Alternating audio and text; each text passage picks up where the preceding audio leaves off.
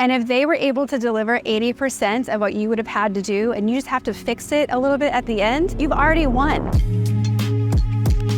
The reality is when I'm working with most people about delegating and passing off jobs that they know they shouldn't do anymore, is that you just don't know how to delegate. You've never done it before, you've never been taught, and so you start delegating from a place of a lot of assumptions, and none of it's right. And so I really want to work with clients to teach you how to delegate properly. A great example is the fact that everyone's using ChatGPT today. If you don't give it the right prompt or the right brief, it is not going to give you the answer that you need. The same thing happens when you're delegating to your team members. You have to be really good at briefing people. In my past life and working in product creation, everything was based on the brief. Your brief had to include all the information that a designer needed to know so that they could go off and design you amazing options for potential shoes or t-shirts or whatever it is you wanted, and come back to you and have made progress from what you wanted. Most of us are not putting together briefs for our employees. In addition to needing great briefs, you also need to talk to your team members or whoever you're delegating to about exactly what you want it to come back.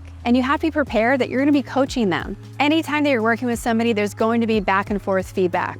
You're going to be coaching them, constantly be tweaking it left, right to get exactly what you're looking for. So make sure you're asking yourself, do I even know how to delegate at all? Am I delegating the right way? Who can help me delegate better? Are you being super specific and clear on exactly what you want and how you want it to come back to you? People are delegating tasks that they're not supposed to all the time. I tell people that they should be delegating or deleting anything that is doing and not CEOing or leading, but we delegate things that we shouldn't be doing anyway. I just talked to a woman earlier today who was like, how can I be more authentic on Instagram? And I asked her, do you even need Instagram for your business? And are you getting sales that way? She's like, no. I'm like, then why are you doing it or delegating it to somebody? So we have to really evaluate our own business and what we should or shouldn't be doing before we try to delegate things. And I know it's not that simple. Sometimes we have to delegate stuff just to get our to-do list out of our head, and then we can come back to what we really should delegate later. But let's make sure that you're taking time to think, do I even need this for my business before you give it to somebody else? Otherwise, you can delegate anything in your business or your life that you don't want to do or shouldn't be doing. Another thing that makes me frustrated and feel so bad for the VA or the intern or the employee is when we don't actually give them a coaching opportunity.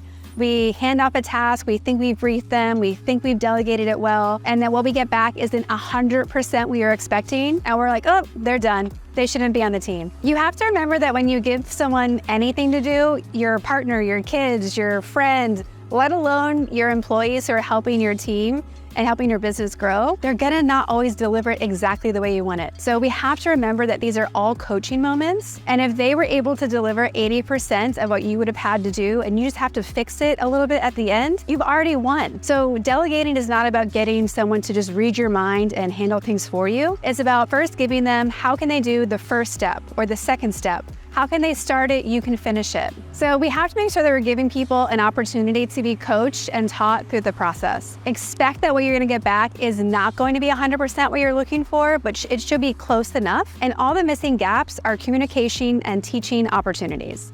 So don't write people off, give them a chance, and expect to give them some coaching and training. I guarantee that you could teach me how to do anything that you needed to for your business if you were in a jam, and I could get it to 80% with like very little instructions, because most people can. Again, it's like not about perfection, it's like just practice with other people. If you are struggling to delegate properly so that you can have the freedom you want to focus in other areas or the ability to expand your business, or if you're struggling to have your team members give you exactly what you wanted back, I can absolutely help you with that. Book a call with me today at karaduffy.com. And I'd love to know from you today, what are you struggling to delegate? Put it in the comments below.